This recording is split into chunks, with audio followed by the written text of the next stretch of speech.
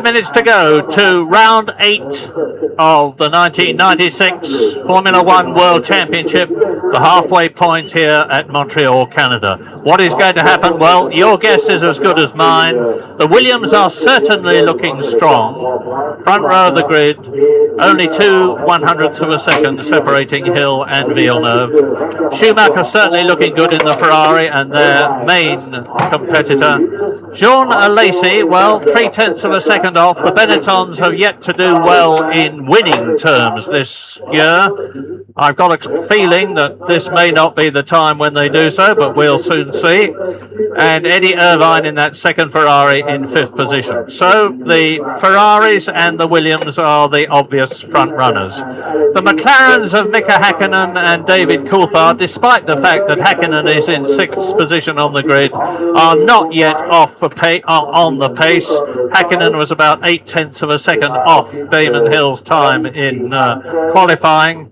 And the Jordans have done very well in qualifying this morning, because Rubens Barrichello and Martin Brundle were 3rd and 4th fastest, and Barrichello is starting 8th on the grid and Martin Brundle 9th, and it really does look as though now, with his new engineer Andy Tilley, Martin Brundle has overcome the problem that he's been having with the Jordan Peugeot all year, that of getting the car to suit his style and to adjust his style to suit the car. So we could see the Jordans very well up this race.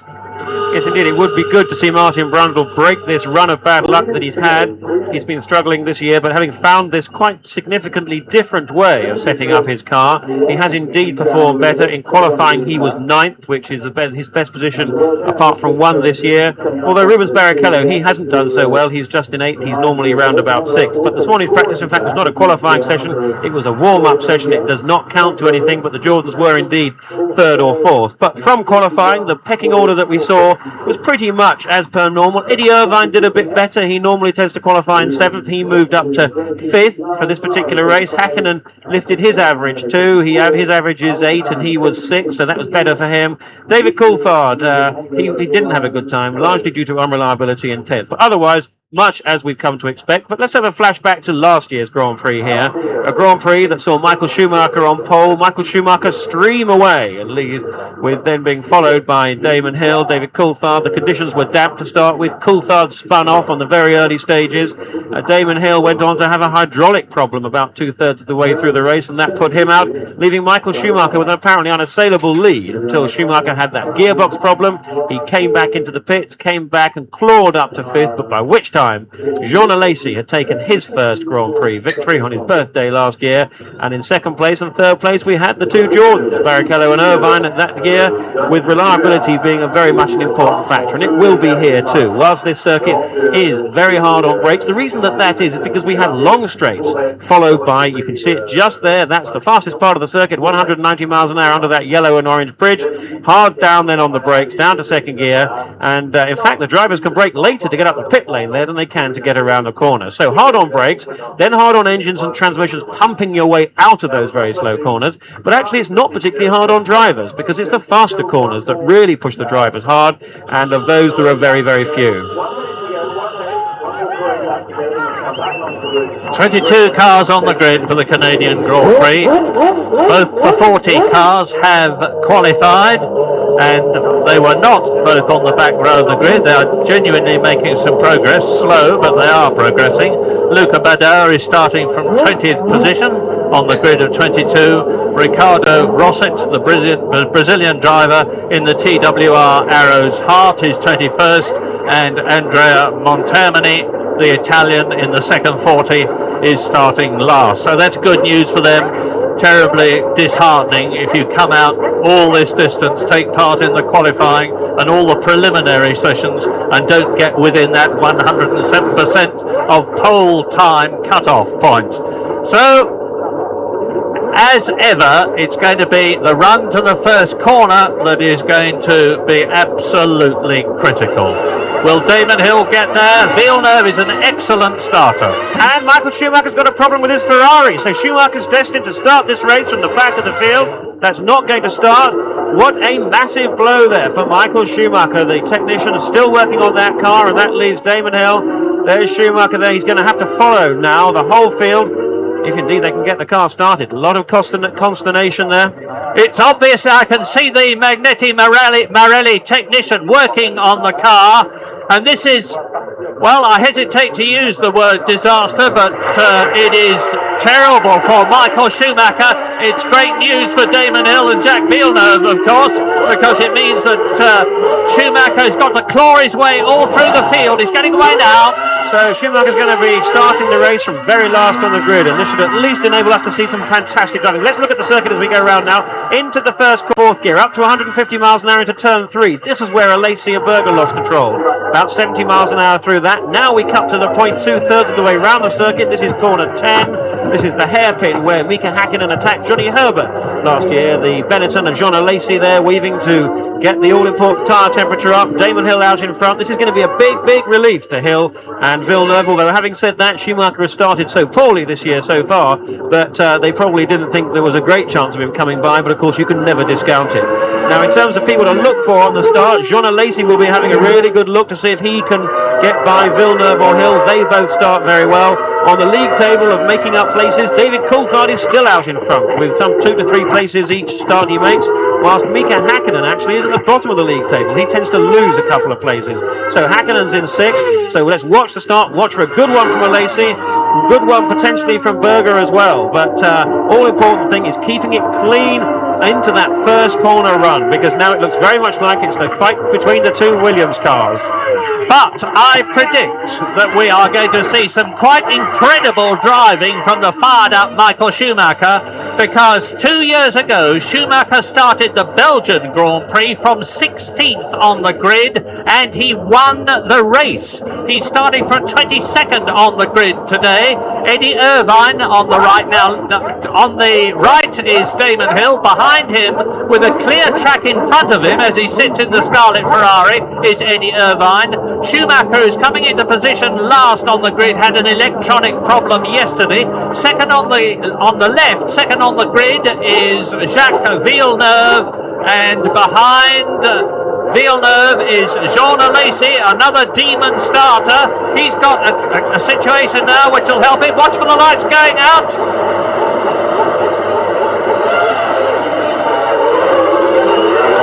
And Damon Hill slots in front of Jacques Villeneuve, who tries to go round the outside. Is he on the inside of the corner? And there's been a change, I do believe. No, it's still Damon Hill leading, and Jacques Villeneuve, who tried to slot it tight.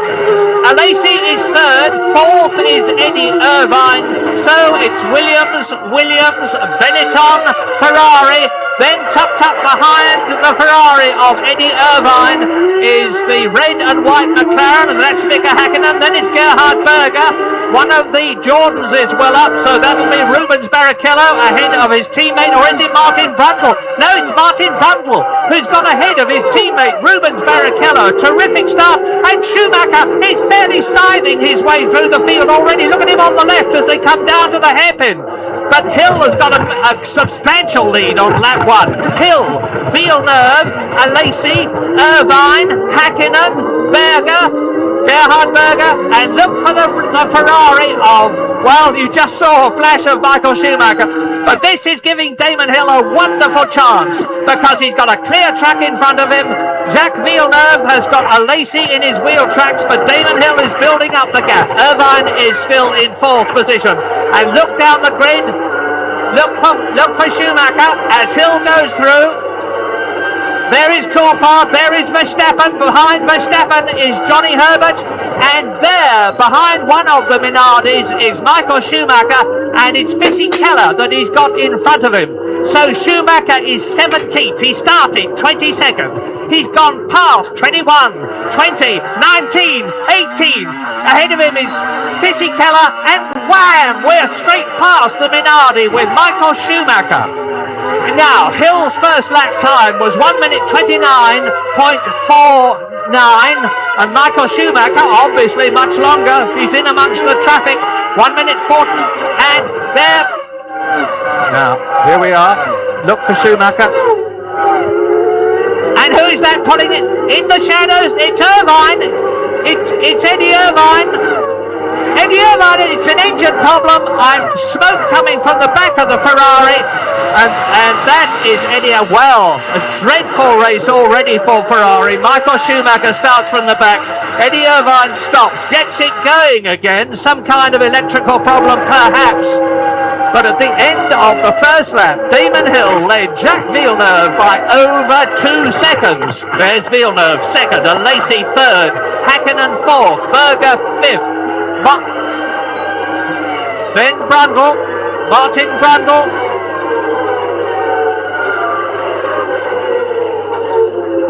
Down to the left-hander, turn one. Keep swinging right, turn two.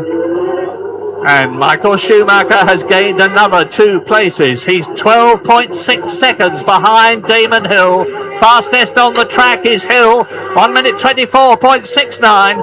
There is no point in making comparisons with last year's lap times or race times because of the difference of the circuit.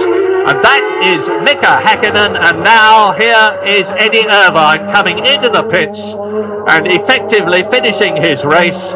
He's last now, having stopped already, and this is going to be the first retirement of the Canadian Grand Prix. Indeed, I do believe he was just driving into the garage. He's gone straight into the garage. Hill leads, looking for 10 more World Championship points, and he said this morning after the warm-up, the car is absolutely superb. It's been better this morning than it was yesterday, better than it was on Friday. I feel very happy about the setup. And it's Jacques Villeneuve's first Grand Prix race here at Montreal. So, Hakkinen, Berger.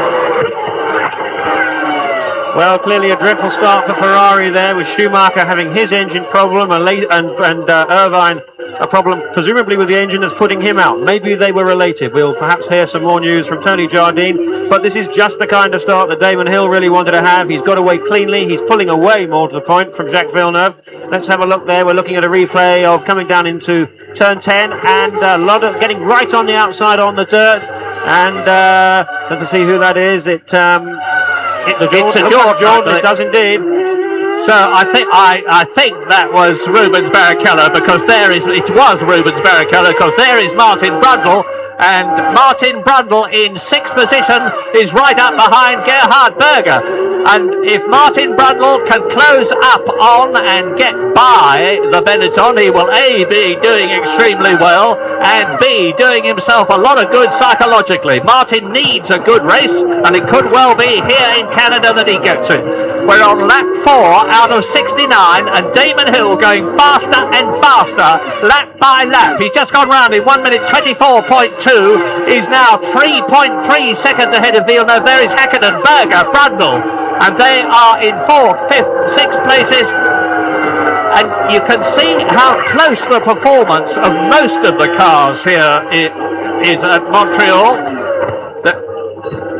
Lacey on the right, Villeneuve on the left, in respectively the Benetton Renault and the Williams Renault. Identical engines. The Renault people have entirely separate mechanics and development people to look after the respective teams to make sure that there is no interchange of information between the Williams and Benetton teams. And now Michael Schumacher is up to 14th place, but even further behind race leader Damon Hill because of the traffic that he's having to carve through. He's 16 seconds behind Damon Hill as you watch the battle between Jacques Villeneuve in 2nd position, Jean Alesi in 3rd place. Canadian versus Frenchman, Williams versus Benetton. Englishman Damon Hill in the Williams Renault is way out in front now, coming up to 3.5 seconds ahead because his last lap was quicker. And Villeneuve, who says that driving a Formula One car here is very different to the Formula Atlantic car that he won in Canada with in 1993. The car is wider, of course the performance is much, much greater. Now, one of the things that we have to wonder, looking at the lead that Hill has got over Villeneuve, is are they on the same fuel stop strategy? Because it could well be that Hill has a lighter car than that of Villeneuve. That could explain why Hill is gradually able to ease out. And we saw from that graphic there, 4.0 compared to the 3.9 in brackets means that the gap between Hill and Villeneuve was 3.9. It's now 4.0 seconds. But looking at the lap times that these cars are doing, it's my guess that probably that Damon Hill is actually... And then we just heard, in fact, that we got Tony Jardine with Eddie Irvine. Let's find out what happened. Eddie, a dreadful start for you and for Ferrari. What happened? I don't know what happened, Michael, but at the start, push rod snapped. And there's no curbs here, to do any damage to them, so it's a bit of a freak. I think 2 freak things in one day, with Michael not starting at the start. It's just not a great day, but Michael's still out there, so you never know. Thanks for talking to us, Eddie. Well, front push rod braking is very bad news because the whole suspension collapses. But now Rubens Barrichello has closed up on Martin Brundle, who dives out, and Martin Brundle goes past Mika Hakkinen and moves up into 5th place. The Jordans are flying. Brundle ahead of Hakkinen and Rubens Barrichello right behind the red and white McLaren. And the race order on lap 7 as you watch Brundle, Hakkinen and Barrichello is Damon Hill leading by 4.3 seconds, Villeneuve 2nd just ahead of Alesi, Berger is 4th, Brundle has just gone up to 5th, you can see Hakkinen there 6th, and Barrichello is 7th ahead of Heinz-Harald Frentzen. This really is a fantastic race for Martin Brundle. He's pulled up from his 9th place grid position. He got the jump on teammate Rubens Barrichello at the start. He does make very good starts, and it could well be that this will be absolutely instrumental in his result here today.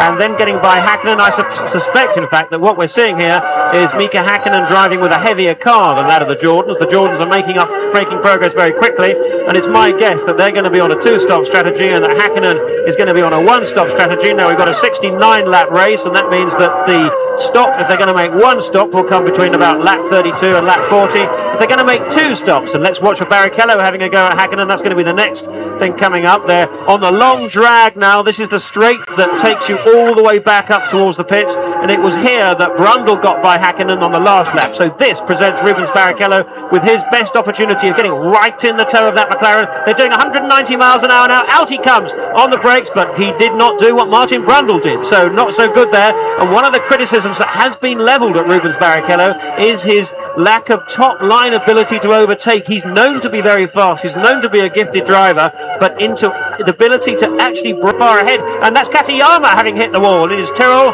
Katayama, well, we've seen that of course many times. There's the wheel rolling to a stop. Good thing that hasn't got anywhere that is more dangerous. Now, that's certainly going to have the yellow flags out, but it looks like that car is right in the middle of the road. Well, let us hope that it doesn't bring the safety car out to close up all the competitors. Damon Hill has built up a lead of nearly 5 seconds, and it looks inevitable to me because you see that's one of the arrows on the right there. That I think there must have been a collision between Ukyo Katayama and that arrow's car. And I would suspect it's Rosset. It is Ricardo Rosset's car. Well, that's a very quick bit of work with the crane. Congratulations to the Canadian marshals as Katayama runs away.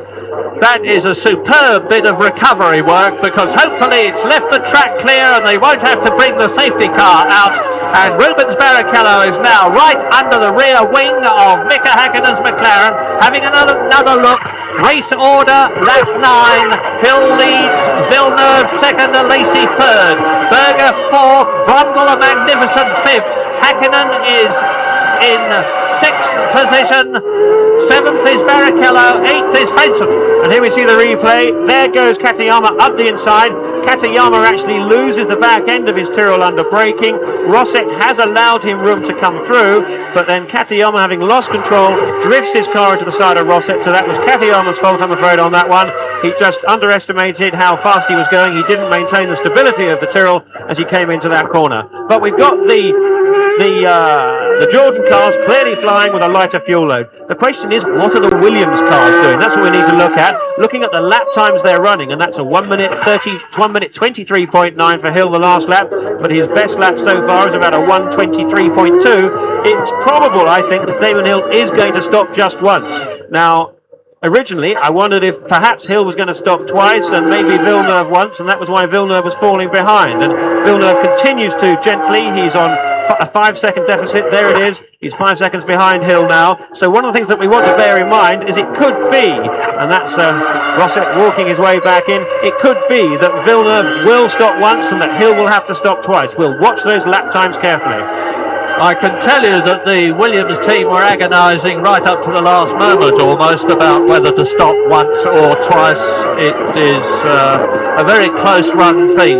If you get it absolutely right on a two-stop strategy, it could save about 5. It's 1.8 seconds now between the Williams coming into the casino hairpin there and Jean Alesi in the Benetton. In fourth position it's still Gerhard Berger, so it's Williams, Benetton, then the Jordan of Brundle, the McLaren of Hakkinen, the Jordan of Barrichello. Now there's the Jordan of Barrichello just leaving the hairpin, chasing Mika Häkkinen's McLaren. This again is where Barrichello needs to be right up behind that McLaren to have a chance of getting by, because Brundle has now pulled out 2 seconds, in fact 3 seconds there ahead of Mika Häkkinen, and I'm sure the Jordan team, look how close Brundle is in fact to Berger, and the Jordan team I'm sure are looking on with this point about Barrichello's overtaking ability really hitting them there at the moment. There's David Coulthard, he's following Heinz-Harald Frentzen back there, whilst Michael Schumacher really is not making a huge amount of progress. He's still down in 14th place, he's lapping some 2.5 seconds a lap slower than Damon Hill right out in front, and that just shows you, because to get the overlap safely, even when there's a fair amount of performance difference between these cars to overtake, is actually pretty difficult, and that's what Schumacher's finding, I'm sure. Yes, I say this with respect, but Michael Schumacher is making a gigantic meal out of getting through the traffic, and he is famous, like the late great Ayrton Senna, for being able to carve through the traffic very well indeed. He's been behind Mika Salo's Tyrrell Yamaha for lap after lap, and Schumacher, who started 22nd, very quickly got up to 15th, then to 14th, and some of that, of course, was as a result of people dropping out of the race. Is firmly stuck behind Mika Salo, lapping to within a tenth of a second at the same time, obviously. And Barrichello now does get past the McLaren of Mika Häkkinen, so both the Jordans are in the top 6.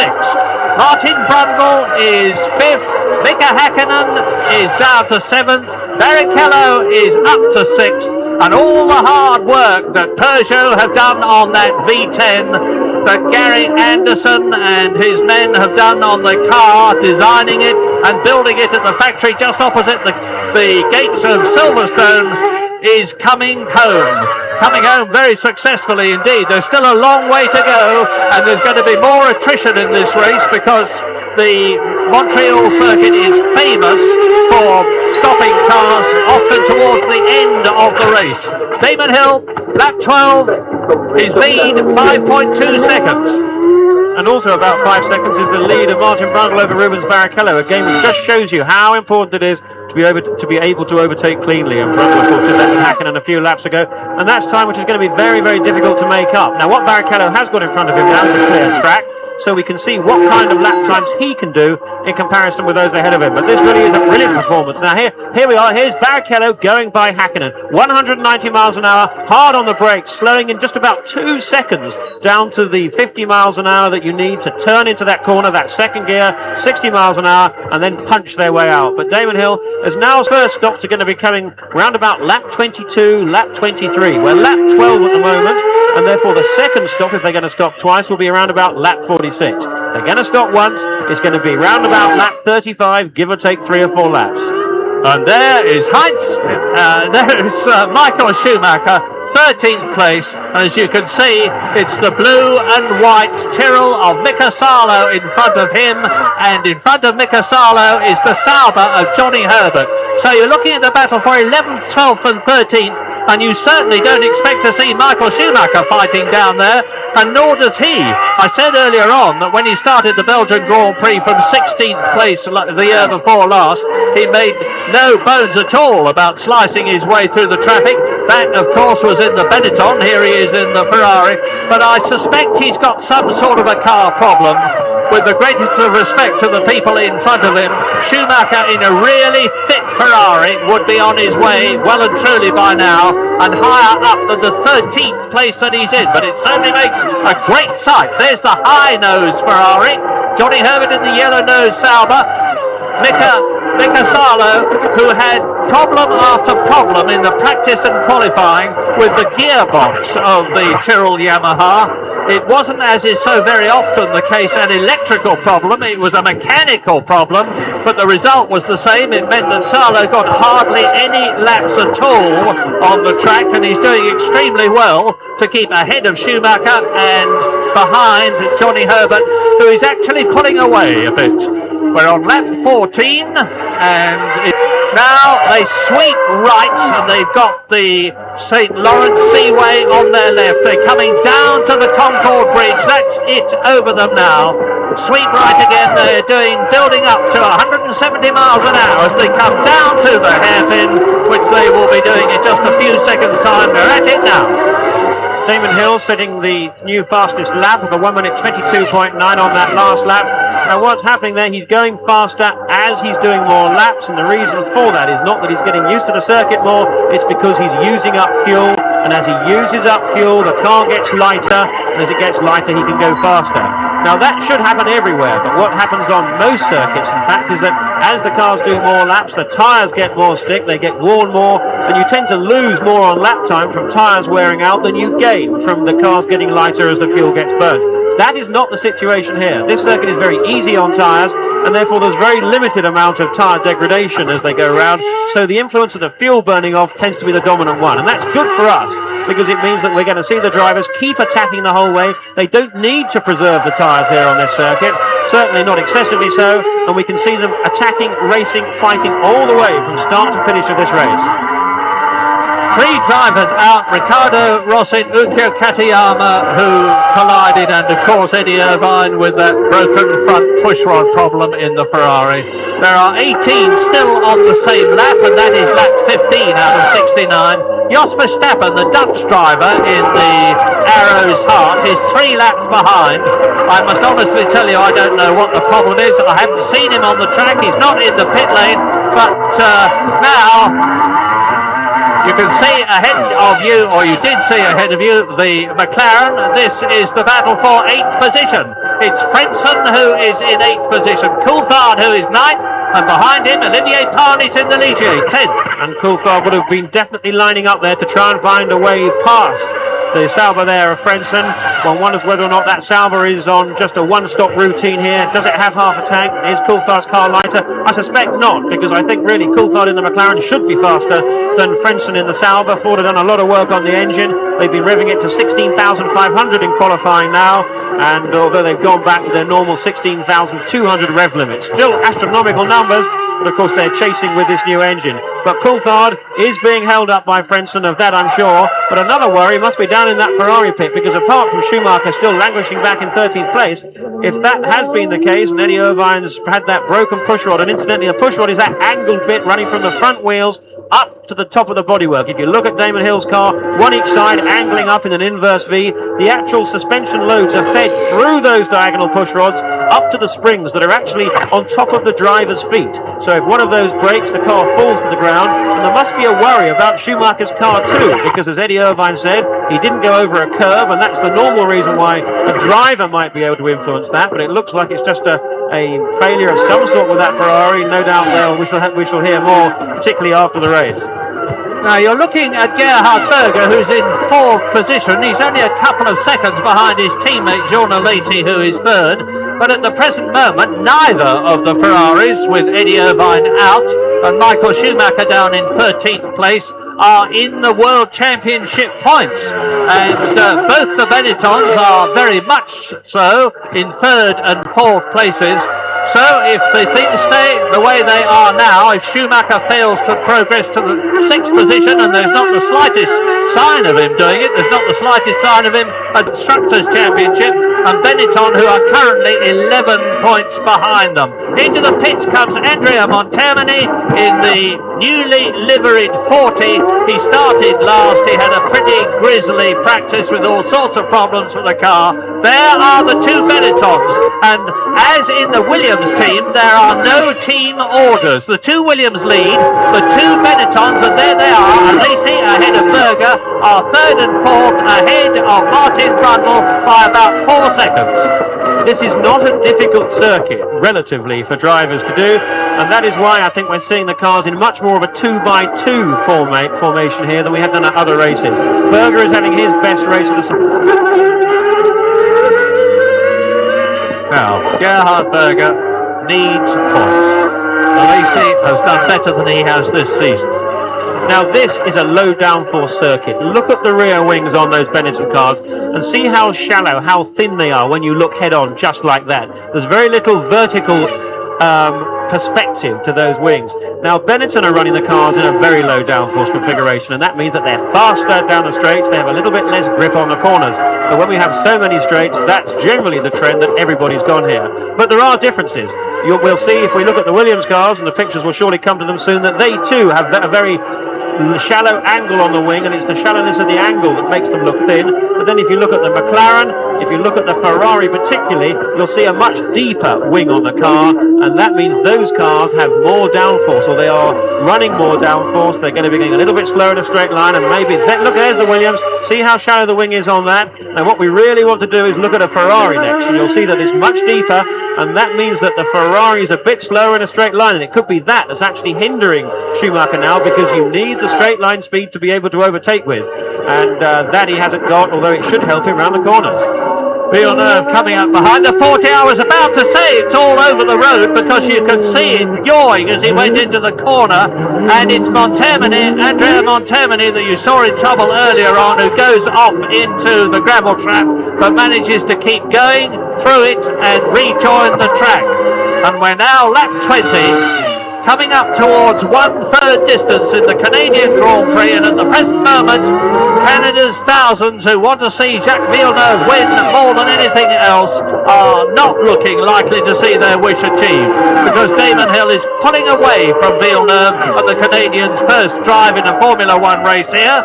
The Benettons are going well, but Martin Brundle is definitely now starting to catch the two Benettons. He's in 5th position. He's gaining on both of them. He's 3.5 seconds behind at the moment. We'll watch it very carefully. Rubens Barrichello is doing the same thing. He's about 3.5 seconds behind Brundle, but both the Jordan Peugeots are currently going better than both the Benetton Renaults of Alesi, who is 3rd, and Berger there, who is 4th. That's Villeneuve 2nd. Well, they are on the track now, but it's still my suspicion that the reason that they look as if they're going better than the Benettons is because the Benettons are intending to stop just once in this race. They will have to go through for another 15 laps or so before they come in for their pit stop, and there comes Fisichella coming in for maybe the first of his stops. So let's see if this is a refueling stop. Yes, it is indeed. Now we're lap 20. Now the significant thing, and also now we've seen this better performance from the Jordan team, and it would be suggestive that if they're going to be on a 2-stop strategy, that those Jordan cars will be due in shortly. But I don't think either of the two Williamses will, or the two Benetton cars. They, I think, are running up. Berger's having a real look at Jean Alesi there, but in my view, expect to see the Williams and the Benettons stay out for another 15 laps, but the Jordans coming in soon. And look at Martin Brundle. Look how close he is now to the two Benettons in front of him. On the previous lap it was over 3 seconds. It was 3.5 seconds. Now it is 2.3 seconds.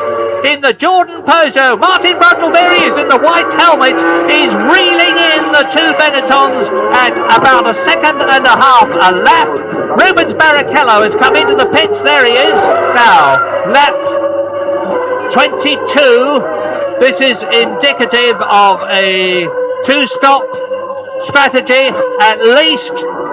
That's not a bad stop. 11 seconds. Now, not 3 seconds of fuel into the Jordan, and now you see 3rd, 4th, 5th under the Concorde Bridge. Sweep right.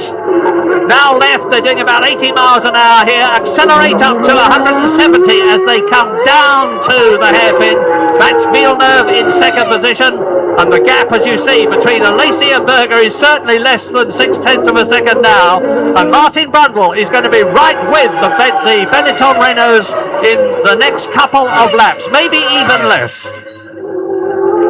Alesi, Berger, Brundle, Martin having by far his best Grand Prix of 1996. And this is his 150th Grand Prix.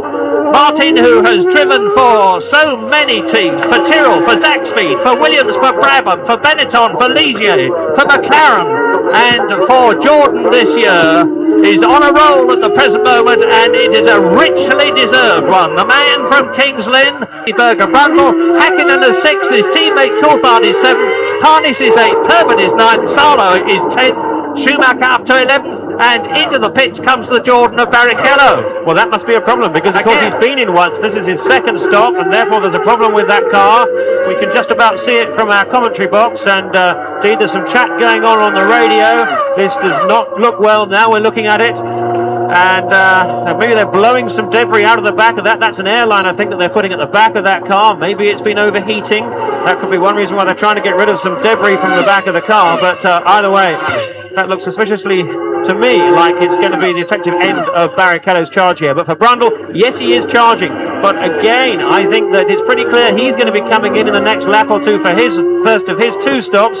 If he stays out for another 10 laps, I shall be mighty impressed. And that means that his closeness to those Benetton cars was somewhat artificial, presuming that Benetton and the psychology of driving hard is all important. The last half a second is down to confidence, being buoyed up on top of the whole job. Hill's got it out there now. He's really very much in a rhythm. He's 9 seconds ahead of Jacques Villeneuve now. Villeneuve, and that's more Termini again out in the 40. Well, he's had a grim time. He had a grim time yesterday when, in fact, what we thought was an engine problem turned out to be a gearbox problem. And in that circumstance, if anybody was watching yesterday, perhaps he didn't need to stop the car.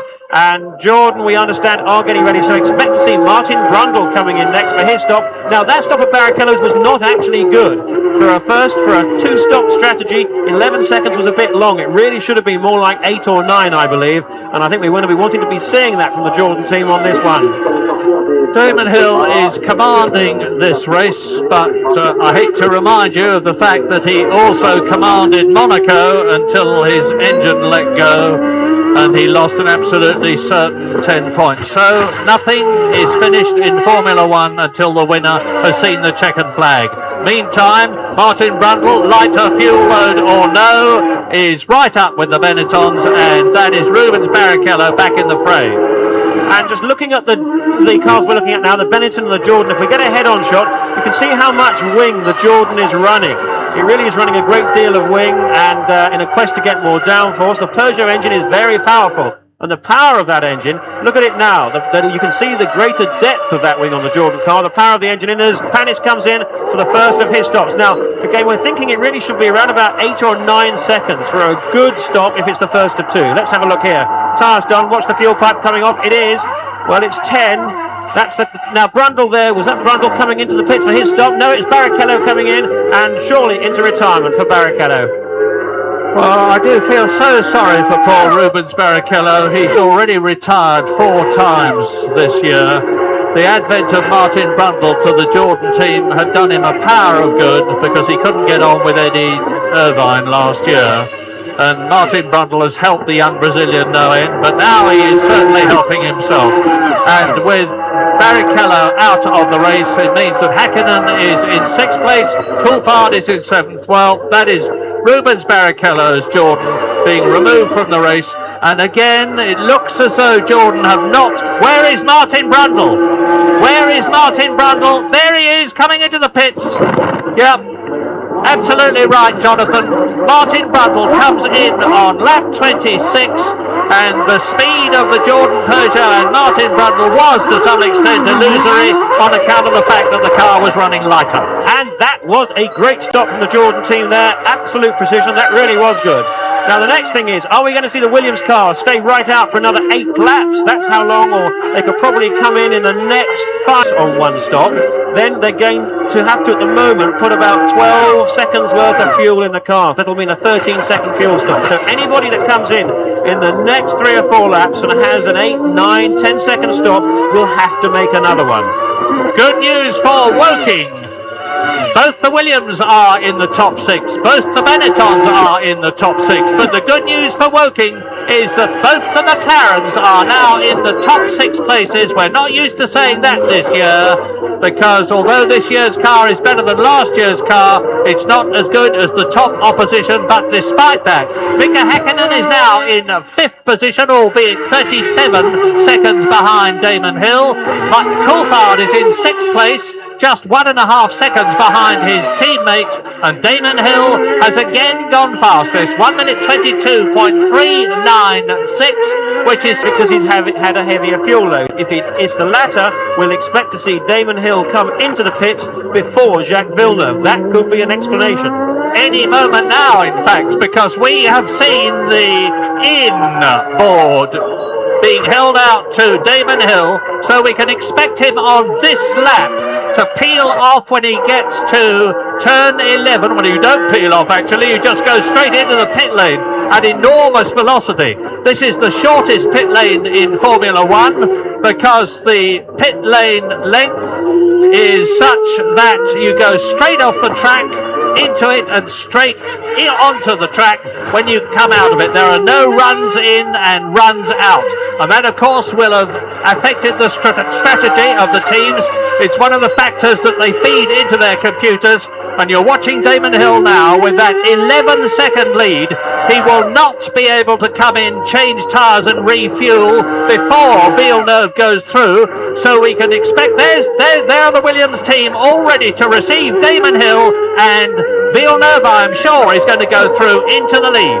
This is certainly interesting tactics from the Williams team. We are beyond third distance. That was 4 laps ago. We're not as far as half distance. That's another 7 laps to go. Now, we saw at Imola, Williams were becoming more creative, less predictable with their strategy. Are they doing the same thing here? It looks like it. So, when Hill comes in, we need to look carefully at the length of the stop, and particularly the length that fuel type is on. If he's going to make this his only stop, this is going to need about 12, 13 seconds worth of fuel. If it's going to be the first of 2 stops, he's going to be stationary for about 8 or 9 seconds. Well, that is Damon Hill. Rolls up to a standstill. The 2 jacks, front and rear, go under and lift the car. That is the fuel hose, which Robbie Tyres is holding. Off it comes. 9.4 seconds for Damon Hill. Now, does this mean that he can get through and out of the pit lane? He has rejoined in 2nd place, and you're looking at the new race leader, Jacques Villeneuve. Excellent pit work there from the Williams crew, and we had the evidence. 9 seconds. That was the first of 2 stops for Damon Hill. So this man, Jacques Villeneuve, looks to be running to me a 1-stop routine. That means he's got another 5, 6, 7 laps to go on this tank of fuel before he will come in for what I'd imagine will be about an 11 or 12 second stop, unless he comes in the next few laps, and I just don't believe he's going to do it. So I think the pattern we've got now has really added some interest, because the Benetton twins are still running around tied together virtually. Lacey 3rd, Berger 4th. No sign of any activity, I can tell you, from the Benetton pit. Therefore, we have every reason to think they are going to make this just a 1-stop race. So when they come out after their pit stop in another 7 or 8 laps, the crucial thing will be for Hill to be far enough ahead so that he can make his 2nd pit stop, which will be round about probably lap 45, lap 50, something like that, and be ahead when he does it. That's a long way ahead, but the key thing is we've got a difference in strategy between Hill and Villeneuve. 1 stop for Villeneuve, 2 stops for Hill, and Benetton with just 1 stop for the 2 Benetton cars. Jordan, we know, have gone for 2. Brundle's pit stop was beautifully slick. Barrichello's out of the race now. Häkkinen is going for 1 stop. We thought that was why he was holding up the Jordans, and indeed that looks to be the case. A lot to play for here yet. Absolutely fascinating. Meantime, where is Michael Schumacher? Well, he's up to 9th position at the moment, having started 22nd. Has he passed Mika Salo? Yes, he has, and he's passed Olivier Panis, but the reason he's passed them is that they have both stopped and he has not.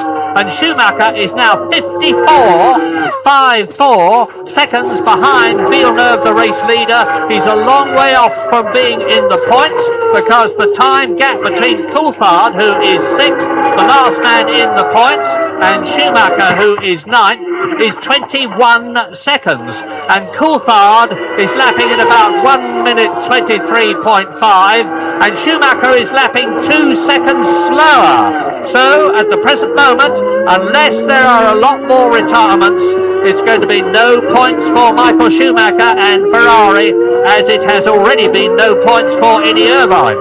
So we've got Williams first and second, Villeneuve then Hill. We've got Benetton third and fourth, and Lacey Berger. We've got McLaren fifth and sixth, with Hakkinen and Coulthard just 1.8 seconds behind.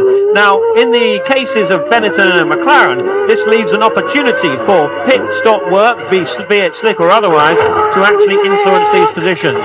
With Berger just being a second or so behind a Lacey, if a Lacey's stop is a bit slow or Berger's is particularly fast, that could put Berger ahead of a Lacey. And being that just the one stop, that could then pretty much determine the result of the race between those two, as it could for the McLaren duo. If Coulthard gets into the pits, gets out of the pits faster than Hakkinen, if his actual stop is as quick or a little faster, that again could put Coulthard ahead. And Villeneuve, who you are looking at now, is forcing the pace. Now, with Damon Hill having been in and having made a good stop, 9.4 seconds, Villeneuve knows that he must keep going as quickly as he possibly can, just in case anything goes wrong when he does come in.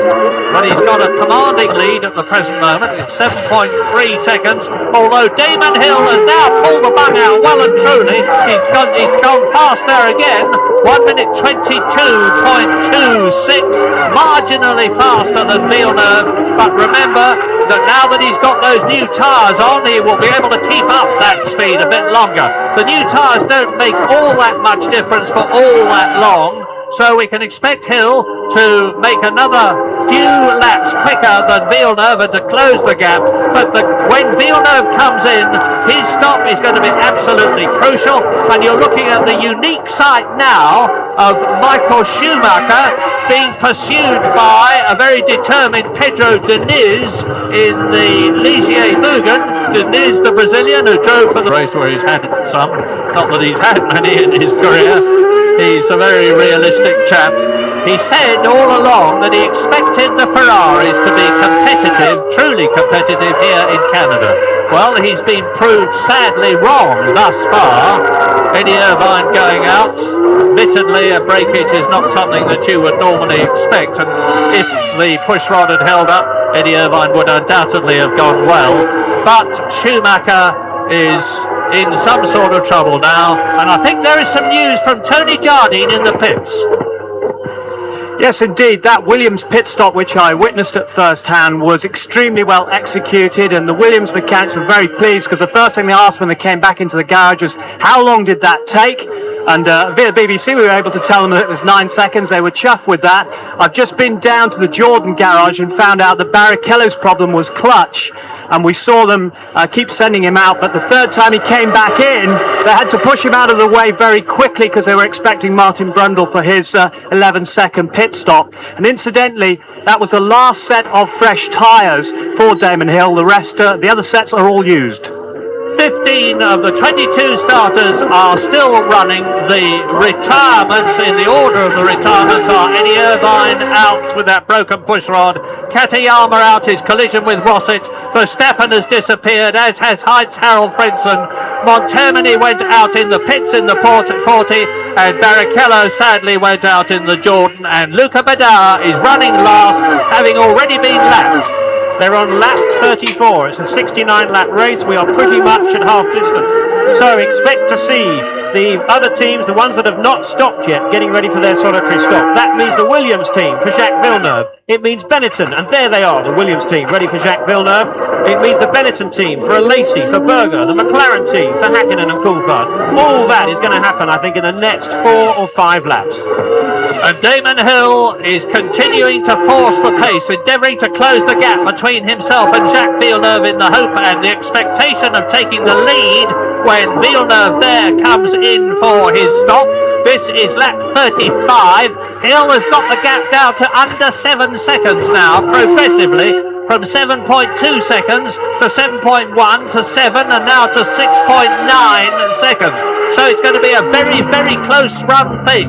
Looking back at Canada's own, Jacques Villeneuve leading the Canadian Grand Prix and only in his Formula One career, after dazzling the Indy world in America by winning the Indy 500 and the championship last year, he did in reverse what Nigel Mansell did. Mansell went from Formula One to Indy racing, won the championship in his first year. Villeneuve has gone from Indy racing to Formula One, won a race in his first year, and he says he sees no reason why he can't win the championship. Well, at the present moment, he's 17 points behind Damon Hill, but things can change very quickly indeed in Formula One. 10 points for a win, 6 points for second place. Villeneuve goes through again for another lap. So his one stop is absolutely on target. Most of the people stopped on lap 33 last year, except and the previous year, Michael Schumacher stayed out when he won for Benetton significantly until lap 37. So in there comes Gerhard Berger, the first of the Benetton stops, and remember that a good stop from Berger could get him ahead of Jean Alesi. 9 seconds will be a good stop. We're past it. Well, of course, this is going to be, I beg your pardon, which is the first of 2 stops. So yes, 11, 12 seconds. That was a good stop for a one-stop routine here. That will have been putting in 110 litres of fuel. But I've been having a good look also. Let's see where Berger comes out, and that is one of the salvers that he's coming out of in front of, and he's ahead of Brundle now. But he's behind Coulthard and Hakkinen. Alesi is still third. You're watching the race leader. Hakkinen has moved up to fourth as a result of Berger's pit stop. Coulthard has moved up to fifth as a result of Berger's pit stop. And Martin Brundle is now right behind the Benetton. Berger in 6th place, Martin Brundle in 7th place. Now, of the leaders, those who have not stopped now, into the pits comes the man I was just going to mention as not having stopped. It's Jacques Villeneuve. Now, his pit stop time is going to be longer than that of Damon Hill, of course, which was 9.4 seconds, because just a single stop, he's got to have enough fuel to take him for the rest of the race. And Villeneuve stops in 11.5 seconds. Absolutely perfect work, not just from the Williams team, but with the way that Villeneuve had that car moving without an excess of revs, without any histrionics. He came out straight away, absolutely no problem at all. Really got that crisply. Into 3rd place there, behind Hill, Alesi, Villeneuve now. Yes, the gauntlet has been thrown down, and Damon Hill has gone faster again, under 1 minute 22, 1 minute 21.9. He leads Alesi, who has yet to stop, by 13 seconds, and Villeneuve is in 3rd position, and he's about 17 seconds ahead of Hakkinen at 4th. Coulthard is 5th. Berger is down to 6th position, just ahead of Martin Brundle. Herbert is 8th. Schumacher is 9th. Parnis is 10th. Salo is 11th. Diniz is in 12th place, and that is Johnny Herbert coming in from 8th position in the Sauber, and he will lose his position. In fact, he's already lost it because Olivier Parnis has gone through. You can see there that it's the length of time to refuel that really determines the length of the pit stop when they go for more than or fewer than two pit stops. So what's also interesting is that we have, as part of our data, the time it takes from the time that a car comes into, and that's one of the Minardi's, as well as the McLaren there. Now, is it Coulthard or is it Hakkinen? It's Hakkinen. I'm a bit hesitant, but we'll soon see. It was Mika Hakkinen. And again, the mobile chicane situation of the Minardis, who've got far less horsepower, has caused somebody's downfall. Mika Hakkinen right up with his teammate David Coulthard. They were 4th and 5th. Now, what we didn't see was whether Hakkinen stalled the engine or whether he's going to be able to recover. If he does, well, that was Hakkinen coming through, and he's into the pit lane. So Mika Hakkinen is coming in now. Is this for a routine stop, or is it for him to check the car? Well, he's been in. That's it. In goes the fuel hose. And meantime, Jacques Villeneuve has moved up to 2nd position ahead of Jean Alesi, who has been in for his stop. So all the top 3 have now stopped. Damon Hill has stopped, and he's leading Villeneuve by 20 seconds. Villeneuve has stopped. He is 14 seconds ahead of Jean Alesi. Coulthard is up into 4th place after that. Here's the replay. Now there's the Minardi. Now you see, there's Hakkinen. He just loses it. He loses it because probably he looked in his mirrors and saw David Coulthard trying to go through. But I was, in my mind, accusing the Minardi of... I don't think they even touched, in fact, but Hakkinen did the right thing coming into the pits. He may well have been of intending to do that anyway, but nevertheless, a little bit of a mistake there from Mika Hakkinen, who is under enormous pressure from his new teammate David Coulthard. We regard Mika Hakkinen, and rightly so, as being blindingly fast, but in actual fact David Coulthard is ahead of him in the championship by 2 places and 2 points, and he has consistently gone quicker than Hakkinen in qualifying and in the race, of course, and Mika is finding it very hard indeed, I think, particularly after the awful crash that he had at Adelaide at the end of last year. That is Villeneuve. He is second, 20 seconds behind Damon Hill, and lapping marginally slower than his teammate. Now, what's interesting is that pit stop of Mika Hakkinen's was in fact the fastest we've seen so far for a one-stop routine.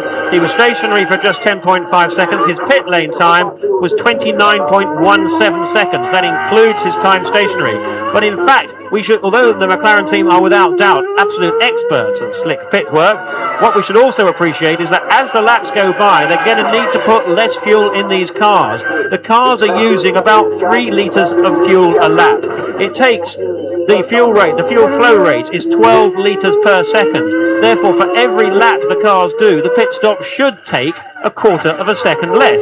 So we've now got David Coulthard, who's yet to come in. He's up in 3rd place at the moment. So in theory, his stop should be faster than that still. And for every lap it goes by, another quarter of a second faster. So let's see if they can get that pit stop down to the low 10s for Coulthard. Well, for your information, Lacey will take that 3rd place from Coulthard when he comes in. He's only about 3 seconds behind the McLaren as you watch Olivier Panis, Michael Schumacher, who are in 7th and 8th places, and a battle as they turn into turn 11.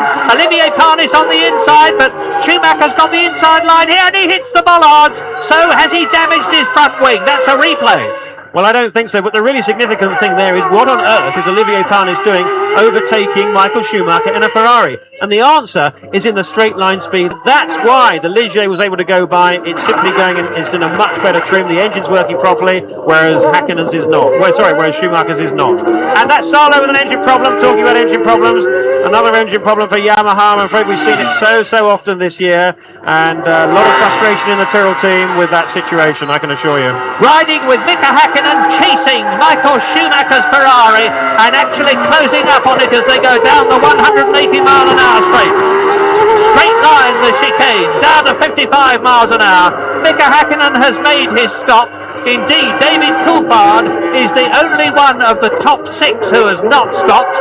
Michael Schumacher, who is 7th, ahead of Mika Hakkinen, who has stopped, has not, if you follow me. I mean, Schumacher has not stopped, and Mika Hakkinen has. Race order, lap 42. Damon Hill leads Villeneuve by 21 seconds and is lapping faster, but has made one stop and will be coming in again, whereas Villeneuve will not. Coulthard is in 3rd position, 3 seconds ahead of Lacey, but it's going to come in. Now let's just look at the comparison of straight line speed between Hakkinen with his Mercedes engine McLaren and then Schumacher with that Ferrari V10. They're coming down into turn 8. Turn 9 builds up to about 180 miles an hour into the hairpin, hard on the brakes, right down and accelerating out of this, but it must be time for the and there is Coulthard stopped. Coulthard is so it's only Schumacher to go now. Schumacher must be due to come in any minute. And Martin Brundle is up into 5th position. David Coulthard's stop has dropped in places. The race order now on lap 42 is Hill, Villeneuve, Lacey, Berger. So Lacey moves up into 3rd place ahead of Coulthard, and Schumacher comes into the pits. We're riding with the Ferrari now. Lap 42. He certainly left it late for his single stop. Michael Schumacher in the Ferrari. We haven't got a time split running. Yes, we have.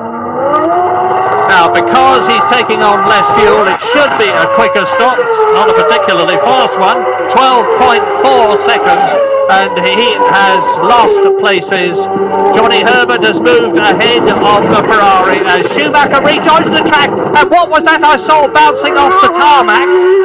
I can't tell you, but we'll wait and see whether it was anything that's affected Schumacher's car as we watch Mika Hakkinen, who is now in 7th place.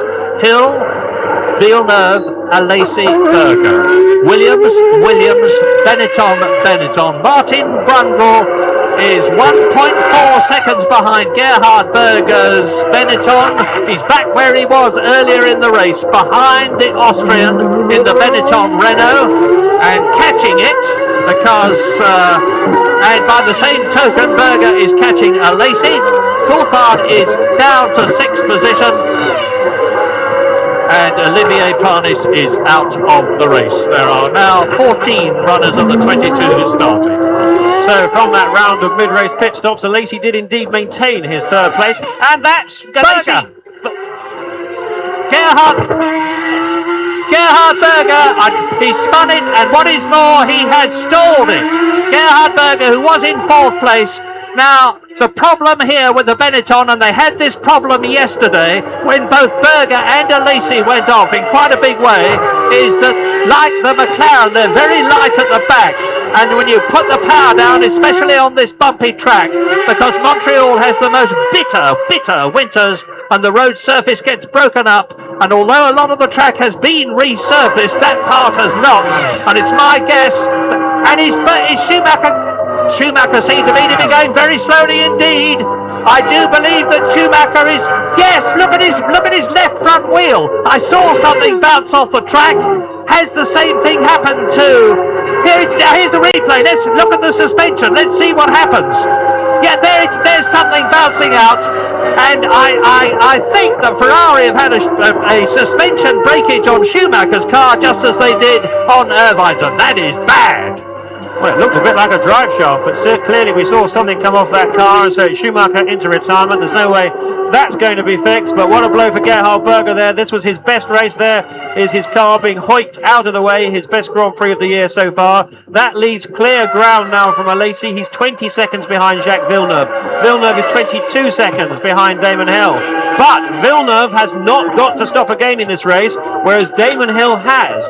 And this extra pit stop, by the time he comes in, I think will take something like 25 seconds. Damon Hill will need to have a 25-second margin over his teammate Jacques Villeneuve to come out of the pits after this second stop ahead of him, and that's going to be crucial for his victory chances. And there's on lap 45 now. I would expect to see Hill pitching for that second stop round about lap 50. So Grand Prix this year. Australia, fantastic between Hill and Villeneuve. Hill won. Brazil, Villeneuve went off. Hill won. Argentina, Damon won again.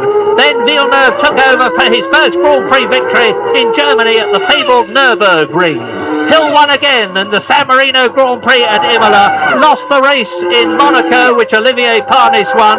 And then we had that incredible race 2 weeks ago in Spain in the dreadful weather, which Schumacher dominated to win his first race for Ferrari. Now this is building up into something absolutely terrific.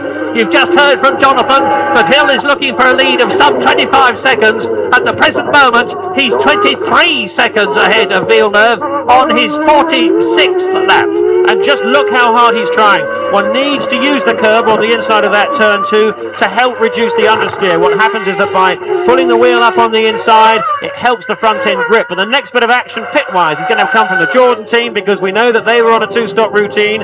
They stopped before Hill did, and we're going to see Martin Brundle, I think, coming in for his second and final stop very soon. Now, let's look at it. Brundle is 12 seconds ahead of Coulthard. He's going to lose 22 odd seconds having that stop, so that's going to put Coulthard up ahead of him into 4th.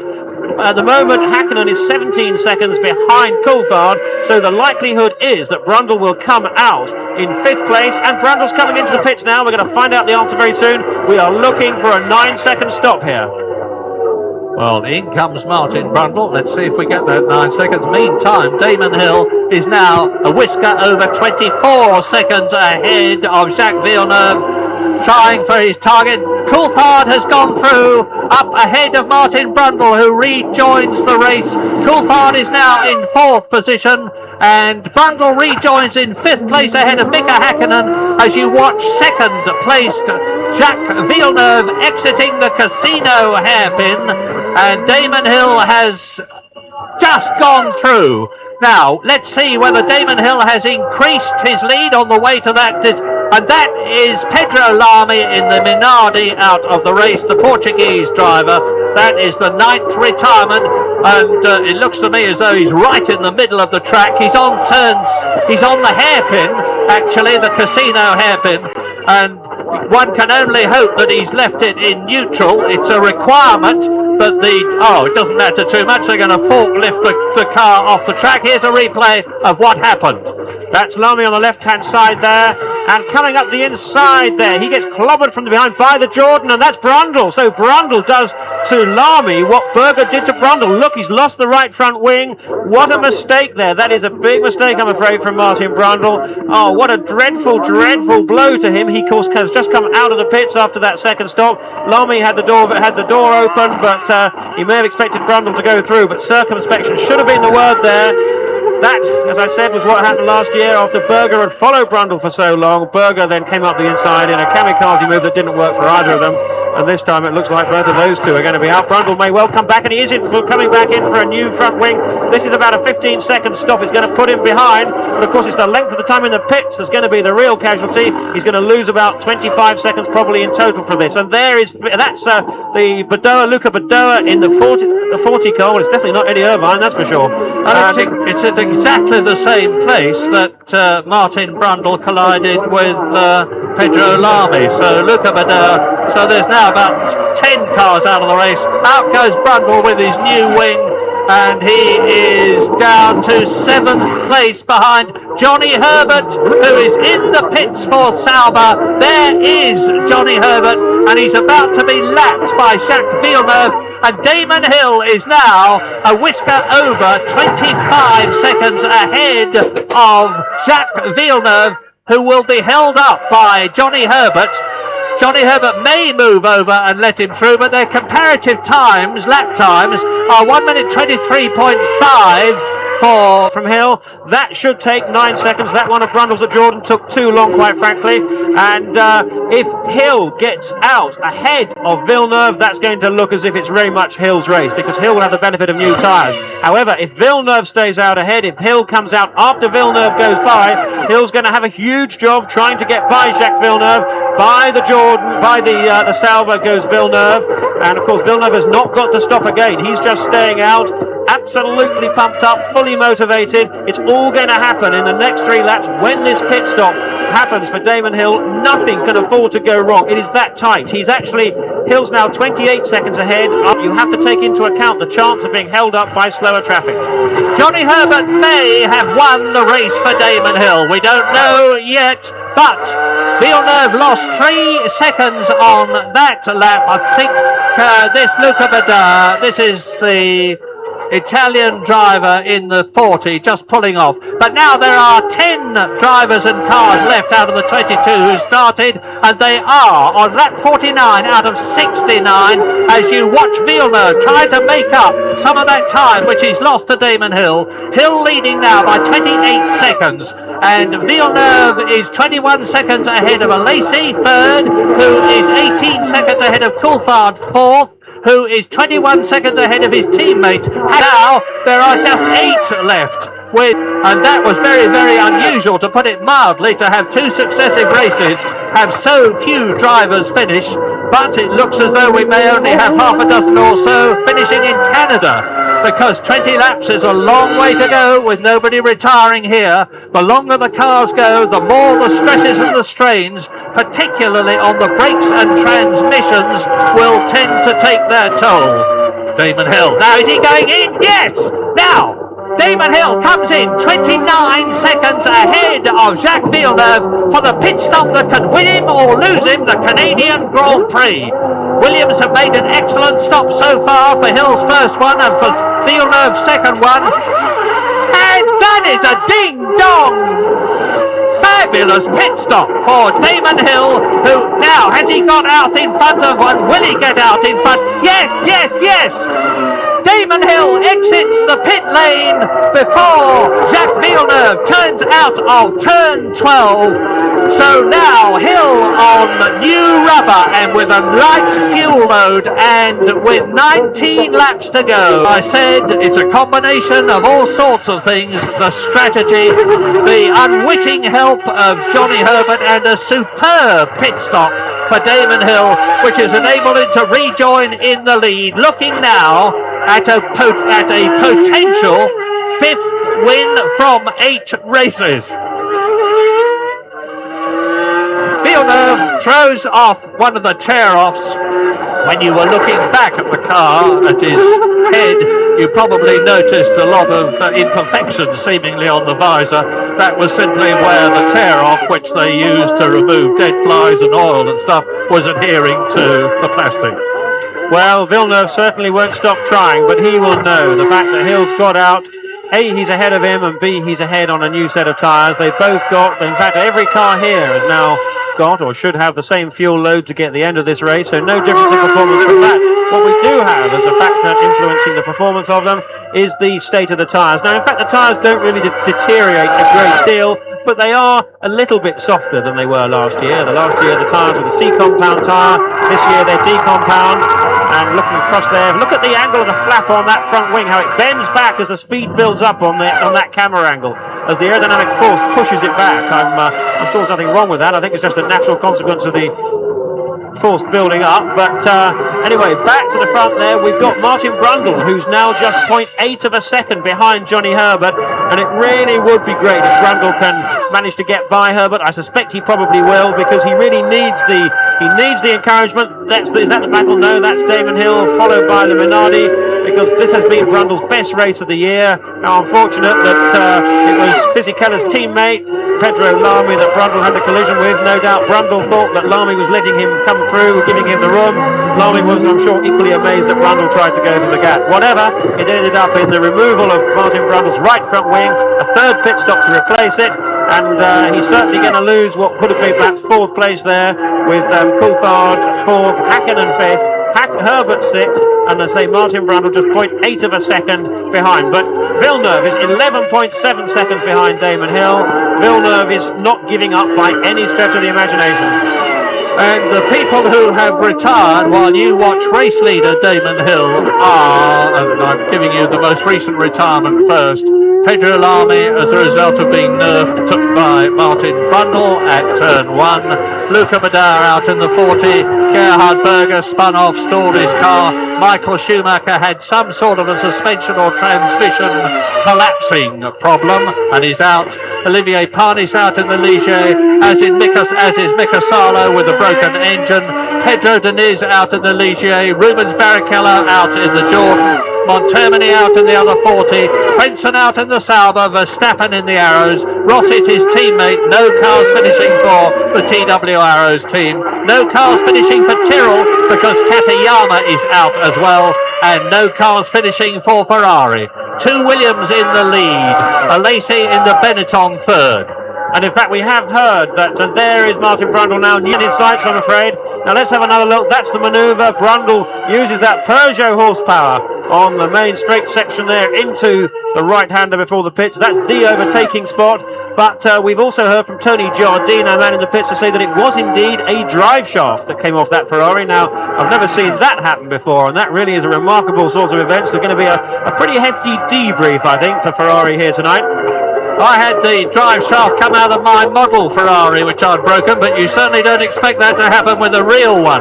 Certainly not Michael Schumacher's either. Lap 54, Damon Hill, 11 seconds, looking good for another win. I'm being very careful about what I say about Damon Hill after the problems I've had in the past when I've prophesied things too early. I'm not going to do it today, but 11 seconds with a 69 lap. He's just got 69 lap race. He's got 12 laps to go now, and 11 seconds is a comfortable margin because their lap times are identical to the nearest 1/10 of a second now. Villeneuve is making a slight impression on Damon Hill, but nothing that could affect the Englishman's potential win if he just keeps going at the speed he is going. And John Alesi there in the sole Benetton is now 23 seconds behind Villeneuve. Things Williams are looking fairly set because Coulthard in the lead McLaren is 20 seconds behind Lacey and 25 seconds ahead of his teammate.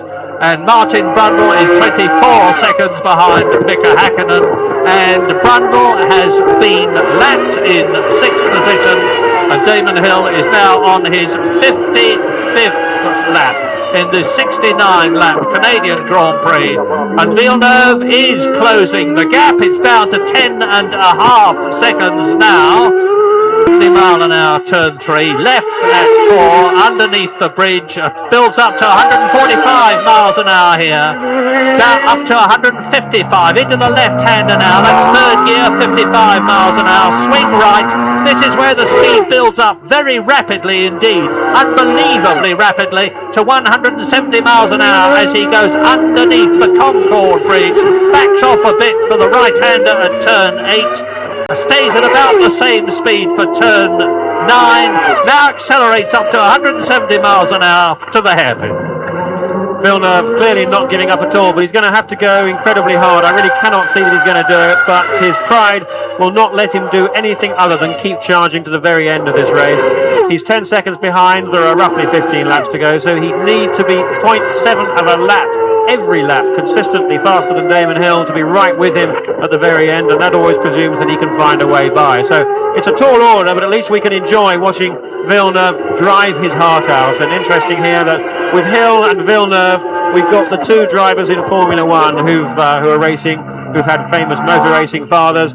Jacques Villeneuve's father, of course, Gilles Villeneuve, got killed in qualifying for the 1982 Belgian Grand Prix at Zolder, whilst Damon Hill's father, double world champion, 62, 68. Interesting too, their psychologist. Villeneuve is an incredibly cool individual. He's amazingly confident. He's nearly 10 years younger than Damon Hill. He's just 25 years old, IndyCar champion last year, and very much a maverick, does things his way, doesn't talk about his father much, doesn't really particularly enjoy questions about his father very much, whilst Damon, on the other hand, never had his father far from his mind, intensely proud of what he achieved, would love to emulate those achievements, and may well do too. Hill, very much the tenacious, careful, plugger away, just not making mistakes. Certainly we have seen none of that here. We've seen very little this year. And the speed that Damon Hill has shown this year, I think has surprised many. I have to say it surprised me. He's gone faster this year than I expected. And many people, including Bernie Ecclestone, have been surprised that Jacques Villeneuve hasn't actually been a bit closer than he has been to Damon Hill. And this clearly has done Hill's stock value a great deal of good. He really is becoming one of motor racing's absolute greats. Patrick Head, who is the technical chief of Williams, is not here, but I should think he could almost start thinking about polishing the Constructors' Trophy for out of it altogether. Schumacher out and Irvine out, and the Ferrari team is second in the Constructors' Championship at the moment. That's going to increase the Williams lead by 16 points, and it will be a massive margin. My mental arithmetic isn't good enough for me to try to work out what it is while I'm talking to you, but it's going to be something like 50 points. A tremendous margin. That is Mika Hakkinen, 5th place, and as you can see, up behind him comes Damon Hill on his way to lap Mika Hakkinen, who is 5th, having already lapped Martin Brundle, who is 6th, and Mika Hakkinen recognising the Williams and Damon's helmets in his rear mirrors, should be the professional driver that he is and move over and just let Damon through. There's no point in fighting him. Damon is all but a car's length or so a lap ahead. Now Damon Hill's last lap time was a 1 minute 22.6. That was a 1 minute 22.4 on that lap, and that was the time that Jacques Villeneuve did on his last lap too. So these Williams drivers really right on the limit still. Hill knows that it won't take much of a hold up for Villeneuve to be breathing down his neck, and he can't afford to be held up very much by Mika Hakkinen. But one of the problems that happens in this situation is that Mika will clearly he won't moving over, but he will let Hill through as and when he feels he really needs to. But he's still racing for his race, and so often in this situation it doesn't look to us as if Hill is being held up by Mika Hakkinen. But I can bet you that at the end of this lap, Hill will not have done another 22.4. And indeed, I can tell you that Villeneuve's just done a 22.3. So even though it doesn't look as if Häkkinen's holding him up, he will be. Now, is this Häkkinen? Yes, is Häkkinen leaving the inside line open for Hill. Excellent driving from Mika Häkkinen, and he did what he should, but I suspect Hill will probably still lose 3 or 4 tenths of a second. Villeneuve not giving up. He's still trying really, really hard. Good to see, actually, that Häkkinen seems to have shrugged off here, certainly, any doubts that some may have had that maybe he's not fully fit still from that dreadful accident from Adelaide last year. His performances have been a bit more erratic this year than they have before. Now let's have a look as Hill crosses that line. Remember, a 22.4. I hope I don't have to eat my words at this point. And 22.7. Well, that is the proof. But no great surprise. That's what we expect. Now, Villeneuve was 9.1 seconds behind. Let's see what Villeneuve's done. 22.4. So Villeneuve's now 8.8 seconds behind. Evidence on the screen. Any little mistake from Damon Hill at this point, and that could be like braking a little bit too late. We saw Mika Häkkinen have a half spin going into the head. Yeah, and Hill ahead of him as the McLaren, and now the Williams round the hairpin to complete the lap very shortly. Is 8.8 seconds between Hill and Villeneuve. That's him. Looking back at him, Alesi is going to be settling for third position, hoping maybe that one of the Williams will have some kind of mechanical problem. Indeed, both of the Williams having a mechanical problem would be very nice from Alesi's point of view. It would enable him to win this race, and that's about the only way he will, because he's now 37 seconds behind Hill, and a long way, 20 seconds ahead of Coulthard. And he's still going. He set his fastest personal lap. By him, I mean Jacques Villeneuve. 1 minute 22.1 on that one. But whilst the focus is understandably on Williams, let's not forget McLaren, because McLaren are having their best race yet, with David Coulthard in 4th place, Mika Häkkinen in 5th. This is a great effort from both of the McLaren drivers. The McLaren running in long wheelbase form here. That's as it raced at Imola.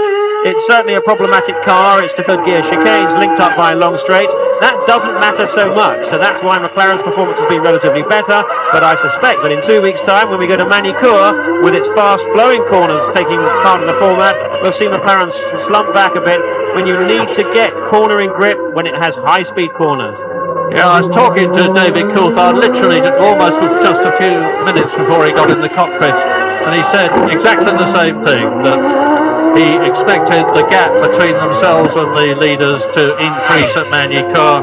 He said we'll be in better shape at Silverstone, we'll be in good shape at Monza, but I don't think we're going to be in winning shape before the end of this year, if then they are waiting for the 1997 car at McLaren. And out of the last turn to complete the lap comes Martin Brundle in the points for Jordan. He's had 1 points finish this year, and that was at the Nürburgring for the European Grand Prix, and the result of that is that he is well down in the championship. He's an equal 14th with just that single point, as Gerhard Berger thoughtfully looks at the monitors, and particularly the progress of his teammate. There he is, Jean Alesi in 3rd position, like Damon Hill and like Villeneuve on lap 61 now. We can start counting down the laps as David Coulthard goes through. He is the last driver to be on the same lap as Hill and Villeneuve, and Alesi for that matter, because Häkkinen has been lapped 5th, Brundle has been lapped 6th, Herbert has been lapped 7th, Fisichella, who is 8th, has been lapped twice, and he is the last driver running in the race as Damon Hill goes into his 62nd lap. Just 7 laps to go, including the one he's on, with it was 8.1 seconds lead over Villeneuve. You can see that lead that Damon Hill has over Villeneuve is gradually being eroded by Damon Hill has over Jacques Villeneuve is gradually being eroded, but it's not being eroded fast enough to be a threat to Hill. Hill will know that. What Damon needs to do now is just to keep running consistently. The engineers from all the teams will have been sitting down, scratching their heads, punching their computers, working out what the right strategy was. Should they stop once or should they stop twice? There would have been hours of work, loads of figures going into it. How much the tyres degrade, how much faster the cars go when the fuel load lightens.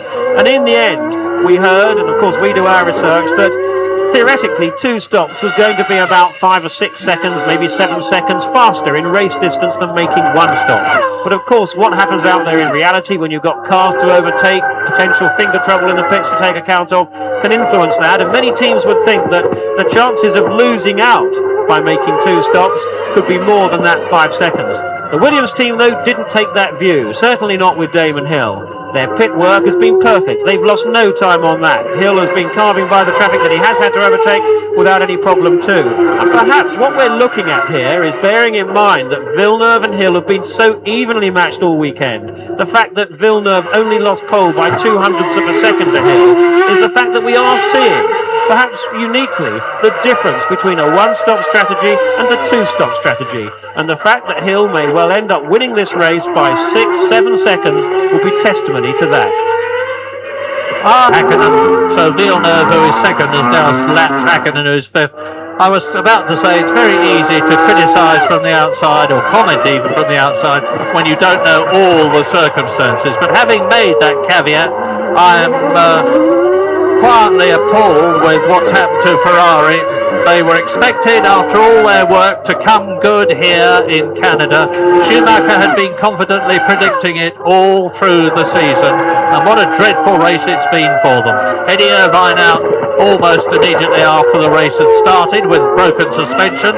Schumacher out, never having been higher than 9th position, having clawed his way up from 22nd, where he had to start instead of 3rd on the grid after he had had some sort of electrical problem as everybody got away for the parade lap. So it's been a truly abysmal race for Ferrari, and Jean Todt, who is their very pragmatic and realistic team manager, and who always says, even when they've won a race, as they did in Spain, this is not the new dawn, we've still got a lot of work to do. We'll be saying that even more forcefully after this race.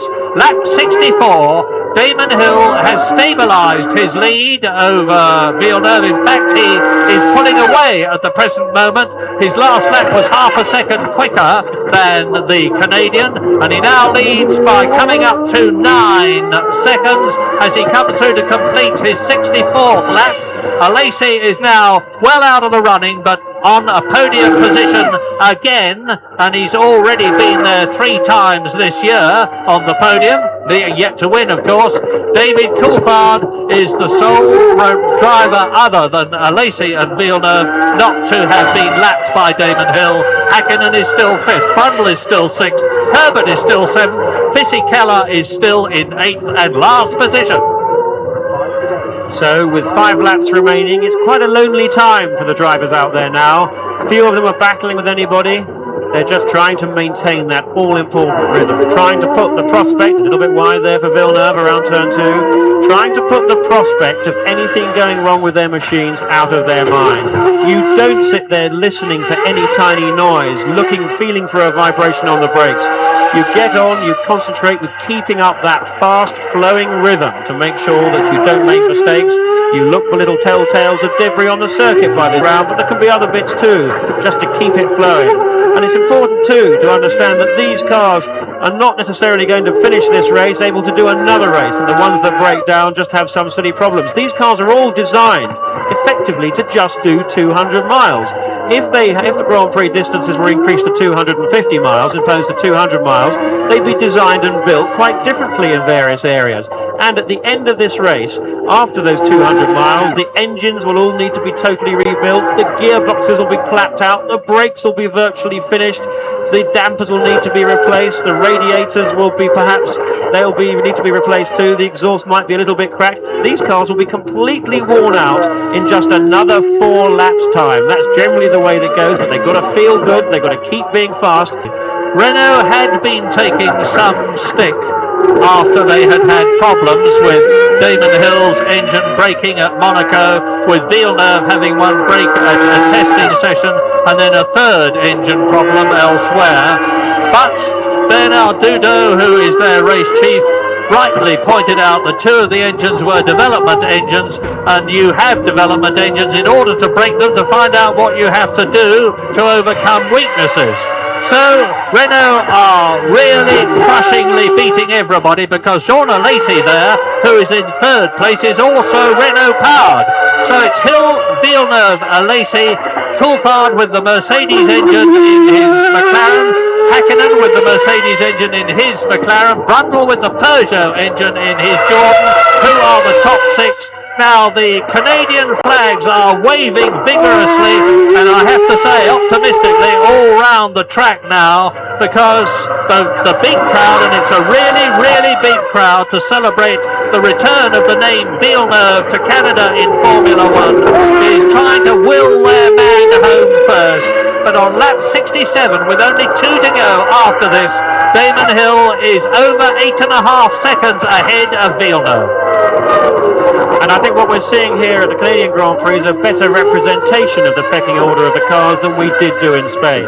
The fact that Schumacher and Ferrari won had more to do with Schumacher's brilliance in the race than it did with the increasing performance of the Ferrari. And when we've come to a more conventional circuit, or perhaps we should say more conventional weather, then the real performance of the cars comes through, and there is no one to touch Williams. Williams still make the best chassis, they have the best reliability, but also, despite what Damon said in Spain, and I think even he would admit he was a little bit too harsh on Renault, they have the best engine as well. It may not be the most powerful engine at the top end now, I think perhaps the Peugeot could even claim that, but in terms of drivability, and that's the fact that the engine picks up progressively out of the corners, that it doesn't hesitate at all, and reliability and power overall, the Williams-Renault package is the best out there. And having said that, though, that Damon Hill is making the very best use of it. 5.4 miles between him and the checkered flag. He has rounded turn 2. There is his teammate Jacques Villeneuve. He's made the fastest lap of the race, as you see on the caption there. 1 minute 21.916. That's a speed of 194.3 kilometers an hour. I can't do the conversion. 22 miles an hour average around this track, where some of the corners are of the order of 30. One of the corners is 35 mile an hour. That one that Damon Hill is going round now. Turn 6 is a 55 mile an hour corner. Turn 2 is a 40 mile an hour corner, and still Damon averaged 122 miles an hour around the whole lap. So that is Villeneuve, and he has just gone fastest. He is not giving up. He's fighting with every breath in his body and every nerve and sinew that he's got. 1 minute 21.916, the fastest lap of the race. But now Damon Hill is on his last lap of the Canadian Grand Prix, and has driven absolutely superbly, a thoroughly deserved win that Hill is surely going to take his 5th of the season, an immaculate performance. But I don't think his performance is in fact any better than that of Jacques Villeneuve. I think Villeneuve has been fantastic here today. I think the reason that Hill's won has probably got as much to do with the fact that he ran the 2-stop strategy, whereas Villeneuve ran the 1-stop. But behind them, Jean Alesi, picking up his reputation, picking up the result for Benetton. Benetton again not having the car that Williams have. They have the same engine, more work to do there. But a really good result for McLaren. 4th and 5th, Coulthard and Hakkinen. A result that might have been split by the Jordan and Martin Brundle celebrating his 150th Grand Prix, but not for that incident when he tangled there with the Minardi of Lamy. But a fantastic Grand Prix that's held the imagination all the way to the end. The flags are waving for Villeneuve, but there are a few Union Jacks here too, and they are waving for Damon Hill as Villeneuve pursues him down the 180 mile an hour straight for the last time, and Damon Hill wins in Canada. And look at Villeneuve and how close he is behind his teammate. The gap on the previous lap was 6.8 seconds, and Villeneuve halved it to 4.1 seconds. Probably, to be fair to Damon, as a result of Damon backing off. And Alesi is coming home in 3rd position in the Benetton. But Canada has been another victory for Williams, another victory for Renault, another victory for Damon Hill. And with the 2nd position for Jacques Villeneuve, that is 16 points, as Jean Alesi there in the Benetton comes down the straight for the last time. up behind Johnny Herbert, who is going to finish 7th, nearly a lap behind the Benetton. There is Herbert coming across the line, taking the checkered flag to finish out of the points for Sauber. Alesi finishes very much in the points on the podium for Benetton in 3rd position, and there's about 11 seconds now before David Coulthard comes home for the first of the 2 McLarens, 4th, Hakkinen 5th, and Martin Brundle has already gone his race distance to finish in 6th position, 1 lap down, as was Mika Hakkinen. And there is Jacques Villeneuve and Damon Hill. Justifiably absolutely delighted, because he knew, as everybody else knew, that he had to do well here in Canada. Yes, he had 17 points advantage in the World Championship over a tie between Jacques Villeneuve and Michael Schumacher, but the Ferrari was seen to be getting better and better. It has seemed to be getting worse and worse here in Canada, with neither of their drivers finishing, with no points for the Maranello team. So it will be back to the factory, not back to the drawing board, but back to the factory to have a long think about what they have to do to make their cars reliable. With Michael Schumacher's brilliance at the wheel, they're quick enough on occasions, but they're not quick enough and reliable enough to think of the World Championship. Damon and Williams most certainly are, and he has now got 53 World Championship points, which means he is 21 ahead of Jacques Villeneuve, who is 6 ahead of Michael Schumacher, who is 5 ahead of 4th place Jean Alesi, and David Coulthard and Parnis are 5th and 6th. So Villeneuve's got nothing to be ashamed about. That was his first Formula One race in Canada. Damon had not only driven here before, but finished 2nd here before. He'd never won in Canada. Now he's put that right. There's not many Grand Prix that Damon hasn't won. Monaco was one of them that he so badly wanted to win. But like Nigel Mansell, who also drove for Williams, of course, for a lot of his career, has been destined so far not to do so. But Villeneuve finishes 2nd. You can hear the applause of the crowd.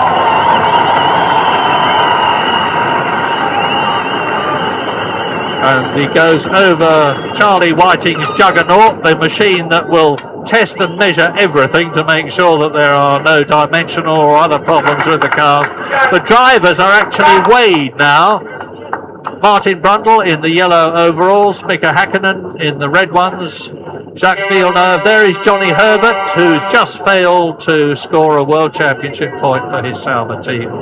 And the drivers are weighed because there is a maximum weight limit for the car and driver. And what they now do is measure weigh the driver, subtract his weight from the total, and then they know whether the car is legal or not. And I have no doubt whatsoever that they are. But I think, Jonathan, that whilst Damon has every right to be very, very proud of himself, so has Jacques Villeneuve. Yes, absolutely. It's not easy racing in your home ground. In some ways, people think you have an advantage because you're more pumped up. But frankly, every race a driver does, he should be working to his absolute optimism. What definitely does change is that the amount of media attention, the adoration, you can see it all there, really makes life almost impossibly claustrophobic. And Jacques Villeneuve, for the last few days, has been declining to even go out to restaurants, just staying at home, staying out of the limelight, just so that he can have some mental time to himself and think about it and just be quiet and peaceful and get on with the job of doing what he has to in the car. That's upon which he is judged, and we have to judge him extremely well here today. He may have been on pole, in fact, had it not been for mismanagement of his tyres a little bit perhaps, and the way that the race ran today, as I said, I think probably strategy had as much as anything else to do with it. The way that he tigered, he set the race's fastest lap in the closing stages, and that again was pretty remarkable on the basis that he was running tyres that had done half a race distance too. He was not one of the 2-stop strategy boys. He stopped just once, and normally one would have expected one of the people that stopped twice to have made the fastest lap. Great scenes of enthusiasm here from a country, Canada, which is not traditionally the Formula One country. Union Jack there trying to get aside of Damon Hill as the stricken. I can't see whether it's Katayama's or Salo's Yamaha being Tyrrell being brought in there. But there's great scenes of enthusiasm from Canada, which is not a traditional Formula One country. The Canada and America tend to take more interest in Indy racing and NASCAR, but there is a strong and passionately enthusiastic bunch of people here in Canada who love their Formula One. They've been coming to the hotel and talking to us and staking the drivers, getting autographs, getting photographs, and I think they've had a jolly good day here at Montreal. Excellent weather. As I say, another dramatic and overwhelming win for Williams and for their two drivers, first and second places. But if we look down the list of cars and drivers, there are quite a lot who did not do well. A lot of work to do yet though, Ferrari. That's going to be the message that's going to go back to Maranello. The reliability and race pace certainly was not anything like their expectations here. Well, Damon Hill's going to get his trophy from the Prime Minister of Canada, the Right Honourable Jean Chrétien, but first of all, the anthem.